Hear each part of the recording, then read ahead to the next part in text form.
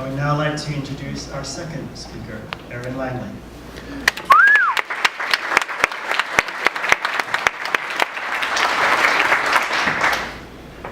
I'm not sure who this is. I'm not supposed to do that.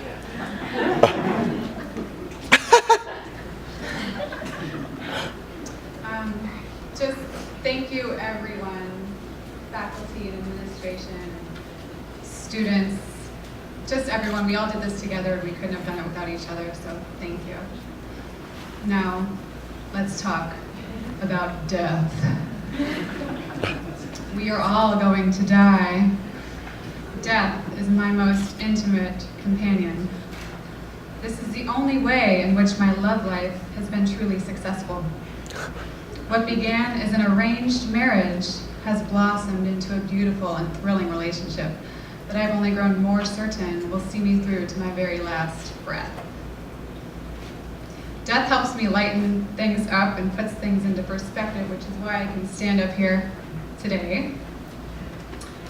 For example, I'm not visualizing you all in your underwear. I'm visualizing all your tombstones. Just headstones from here to the ocean. Things go better when we're relaxed, and this is what picturing you dead does for me. In some ways, birth is the only true cause of death, and death is the only cure for being born. But there's this middle ground, which is everything that happens in between. And it looks like the people we see in our clinics, and it looks like ourselves, and it looks like our loved ones. I have noticed in my short time as a clinician and in my much longer time as a patient that we inhabit a rather limited view of this middle ground and of ourselves. Sometimes we equate health as a prize for the merits of our own behavior, or sickness with personal failure.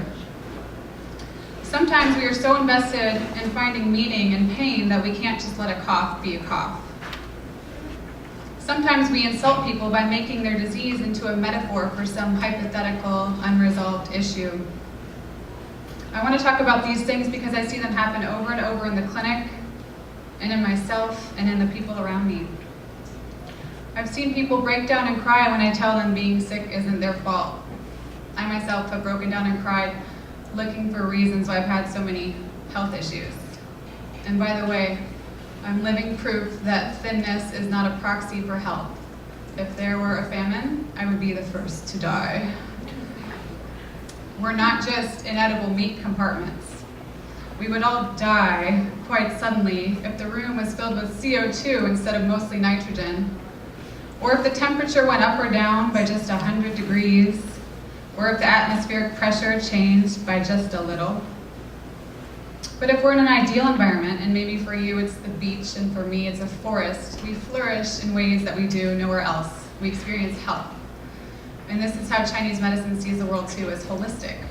Where do we begin and our environments end? Where do we end and our environments begin? It is unscientific to deny the intimacy of our surroundings, whether oxygen or temperature, or the way a piano sings our own musicality back to us.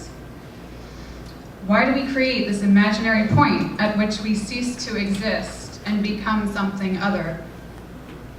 Our body is unimaginably vast. We co-evolved with all of this, even the stars, which by the way are also going to die. We have this platitude that we create our own reality, but who are we? And again, we're this giant state of flux, a big old writhing mass of meat and miracle. And there are tropical storms and institutionalized racism and mass murderers involved, and we're creating that too. We're creating our reality, but it's more than just our singular input. If we're really in touch with what we're creating, it is as awful as it is exhilarating. Saying we create our own reality is like saying we control the vast and unpredictable sea by steering the rudder of our tiny ship. Of course, we can't deny the rudder, but we can't disavow the ocean either. Sometimes we just get sick and we don't know why.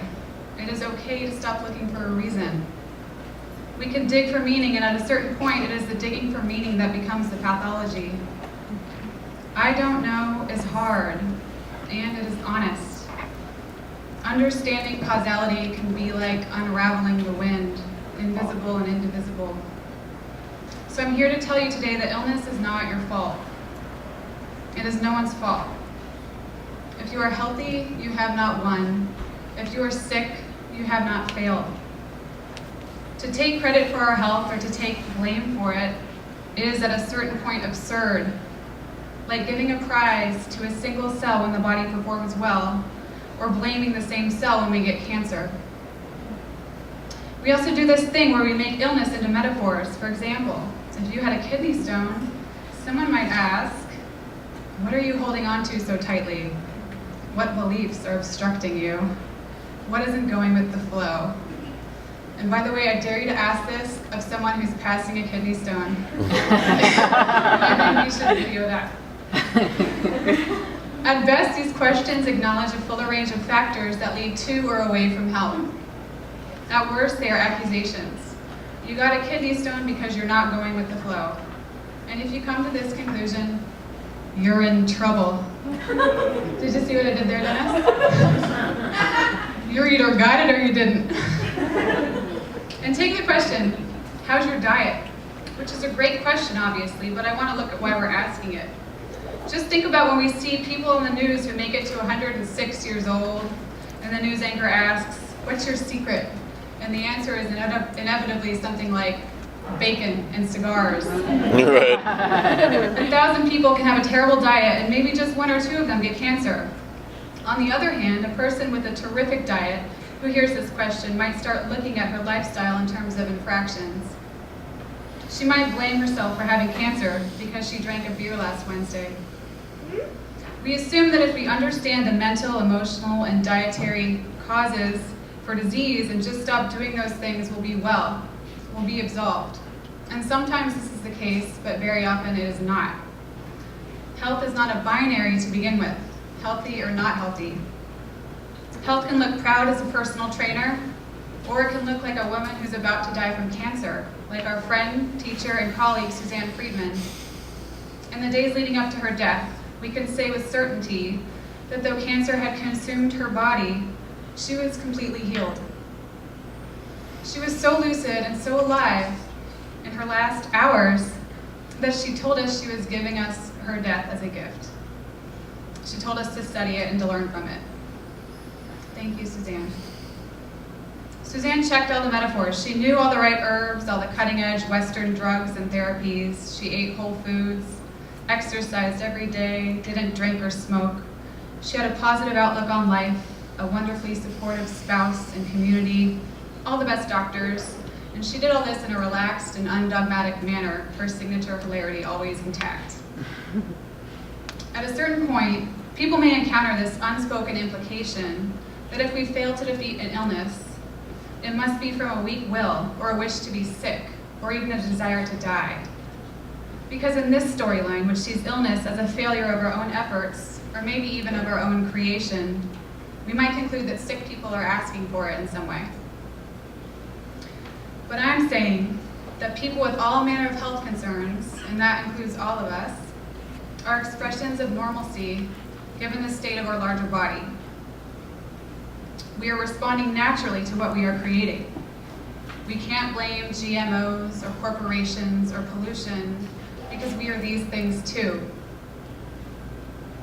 Acknowledging this frees us from taking pain and sickness so personally, and it also safeguards our relationships and makes us more mindful of them.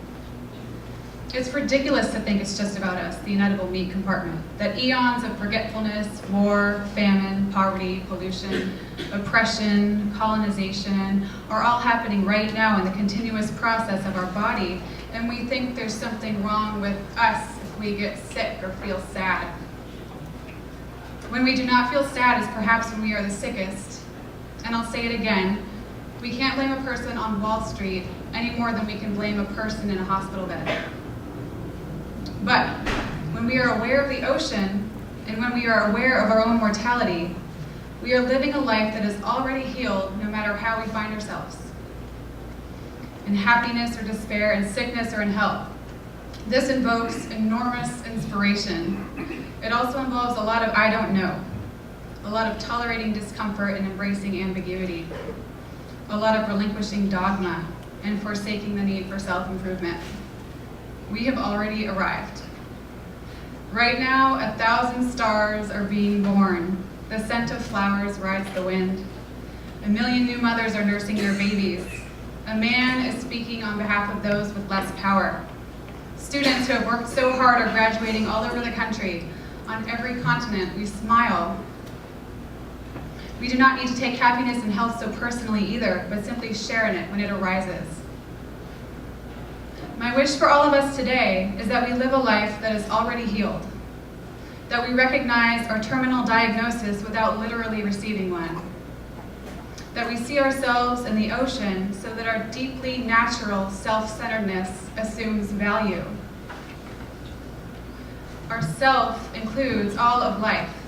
There is nothing to lose except the things that took up too much space anyway. Until death gives us his fond wave of equanimity and the only true cure, we share this body, this astonishing feat of biology, this writhing mass of meat and miracle. This is who we are, absolutely replete and undeniably whole, in sickness and in health, till death do us part.